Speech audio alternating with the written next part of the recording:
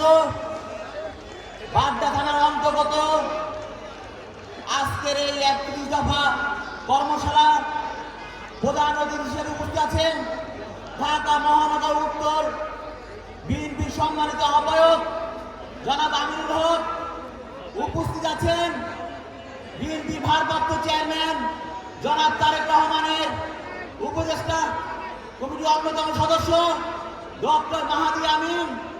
উপস্থিত আছেন ঢাকা 11 আসনের মাটি ও মানুষের নেতা বিশেষ অতিথি সাবেক মহানগর বিএনপির আহ্বায়ক জনাব কায়ুম সহ মহানগর বিএনপি যুগ্ম আহ্বায়কবৃন্দ, সদস্যবৃন্দ এবং আমার সামনে উপস্থিত অঙ্গ সংগঠনের নেতৃবৃন্দকে জানাই ঢাকা মহানগর উত্তর যুবদলের পক্ষ হতে আন্তরিক শুভেচ্ছা এবং অভিনন্দন।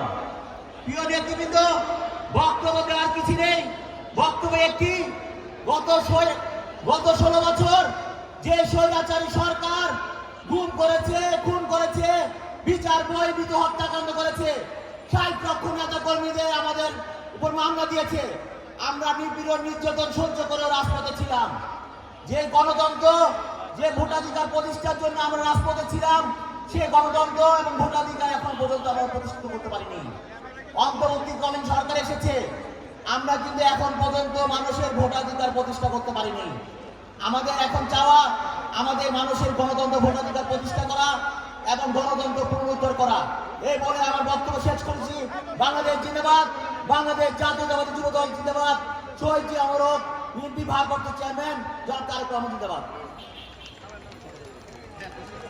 ধন্যবাদ।